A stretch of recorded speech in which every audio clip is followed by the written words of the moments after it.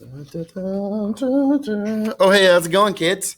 Hey, it's Mr. Duran, and today we're going to do a full video for the virtual students and my in-class students who need a little extra support. And this is going to be a full video on Australian history. All right, let me make myself small here because it's not about me. Let's see if I can do that. I was just going through everything. All right. So today we're going to talk about the Aborigines a little bit more in detail. I'm going to go through the slides with you for those that need that. I'm here to help. I'm going to put myself in this top corner. Maybe that'd be all right. All right. The Aboriginal people, and we're talking about Australia. They were the indigenous group of people. That means they were there first. They were the original inhabitants.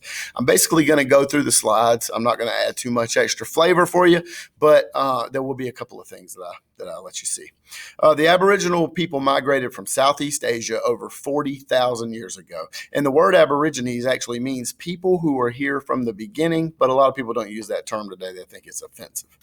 Okay, here's a picture. Now, first off, before we go any further, I will tell you that anytime we look into other cultures, which we're going to do a lot because it's social studies, anytime you see other groups of people with different ways of life than you, different music, different culture, different clothes, different language, all that, we're not going to be snobs, okay? We're not going to judge them based on what we know to be culture and what we think is the right culture or our culture.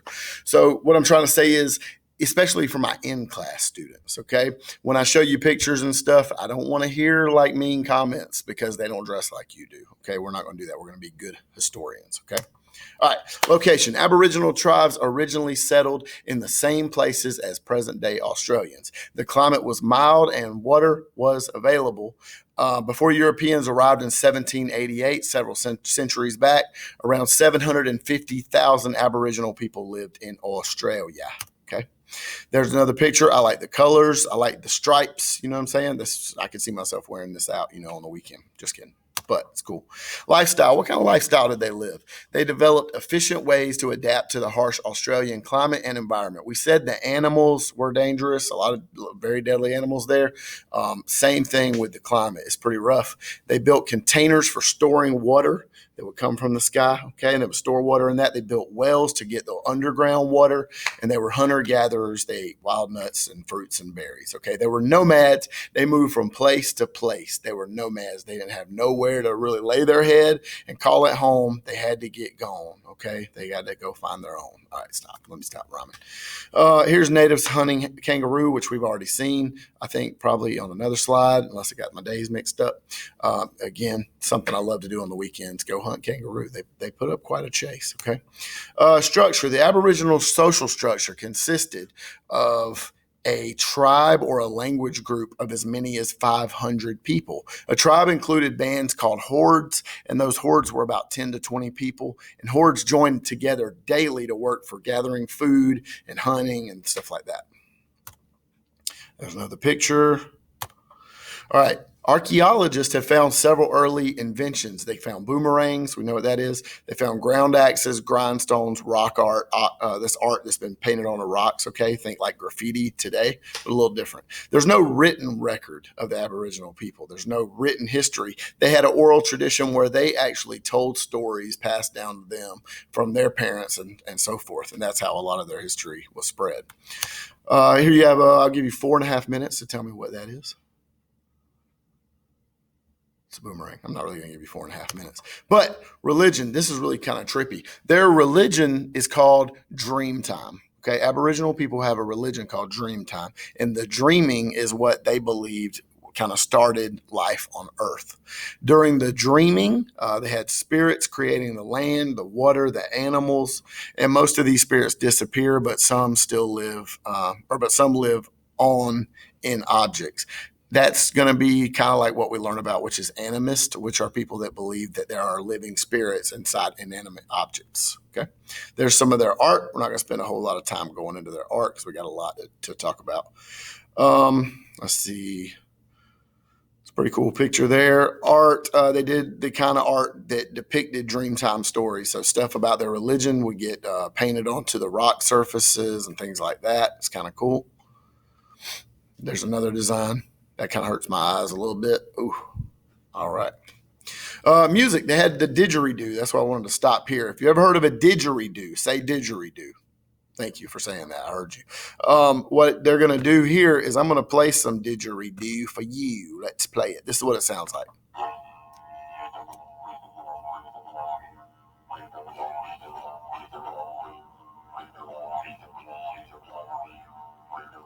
All right, and that's what I jam to. Oh, wait. Hey, hey, hey. Okay, that's what I jam to on, just a regular basis when I'm in here making lesson plans. I just put on some didgeridoo music. That's a lie. That's not true. This is what a didgeridoo looks like. It's pretty cool. It's interesting looking instrument. All right, now that you have the British come. The British Empire is so big. Back in the day, not today, but back in the day, the British Empire was so big that they said the sun never set on the British Empire, meaning that there was always some place on Earth where it was still daytime that was under British control. Does that make sense? Think about that for a minute. You might want to rewind it and just keep playing that over and over until that clicks. Huge empire, right? 1770, Captain James Cook sails around Australia.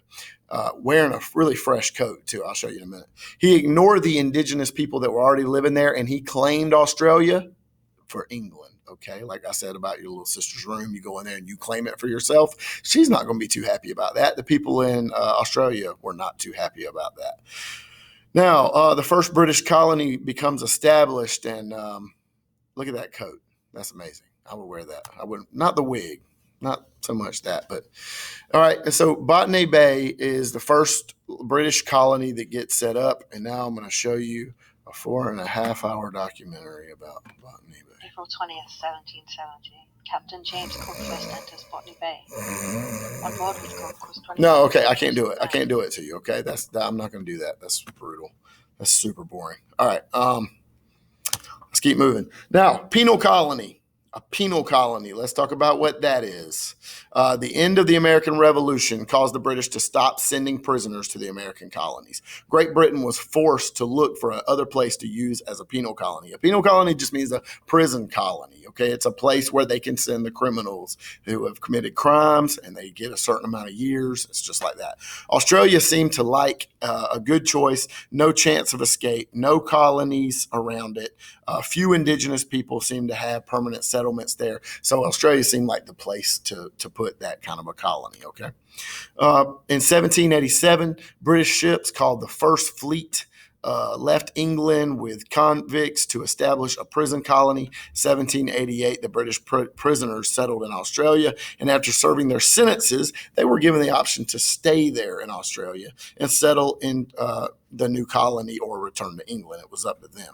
So Australia starts filling up with these people, whether they be criminals or whether they be criminals who have served their sentence. And now they're free men and women, and they get to stay if they want to in Australia. Okay. There's the First Fleet. British prisoners in New South Wales. There's some prisoners. You can see it's not like the prison you might be thinking in your head. It's a little different, it's kind of bootleg, I'm not going to lie. All right, this was back in the day. Perfect colony. Great Britain saw that Australia, I did not mean to make myself big. Great Britain saw that Australia was a good location to base its navy, so that's a big part of it. Its location would make it possible for British ships to make repairs and get supplies. And Australia also had many opportunities to trade with Asians and Americans. There's a map there. I don't have so much time. As a result of more and more British settlers, we had already talked about the people there in Australia, the Aborigines. They start coming into conflict. Australia starts booming with a British population, and all that does is add fuel to the fire. So at first the Aboriginals resisted. They did resist, but their spears were no match, of course, for guns that the Europeans had, the British had. In the 1800s, the colony's government made it legal for settlers to use force against them, and then the violence really increased, okay? And there's a picture of that. They were treated really poorly. Aboriginals who fought with British colonization were arrested. If you fought back, you would be arrested. Diseases. Okay. Just thought somebody's breaking in my classroom. No big deal. Diseases. The Europeans also brought over and they spread many diseases from smallpox, influenza, tuberculosis. The Aboriginal people had never had any kind of immunity to those things, so a lot of them died quickly. What's next? The surviving Aboriginal were mistreated, of course. Laws were put into place to limit where they could go, what they could do for work. Many were forced to work at low-paying jobs. as laborers and stock hands, and Aboriginals were forbidden from teaching their children their own language and customs. That's the real smack in the face. Not even allowed to teach your own children your heritage, your customs, your language, all that. Then Aboriginal laborers, this is a picture here. There's some of the laborers around the wealthy colonists. Then in the 1830s, remnants of the tribes in the settled areas were moved onto reserves in the outback. Something is moving over there. I don't know what it is. During the 1900s, separation was an official government policy, lasted for many decades. Children were taken away from parents and sent to European schools. Okay, it's a really sad story for the Aboriginal people. Today, many Aboriginal people do not even know their origins. They don't know which tribe they descended from. They don't know the names of their parents or grandparents, and sadly, they are a lost generation. Okay, now that's where we're going to stop today, but that should give you a little bit more assistance on what we're learning and maybe kind of fill in some gaps, hopefully.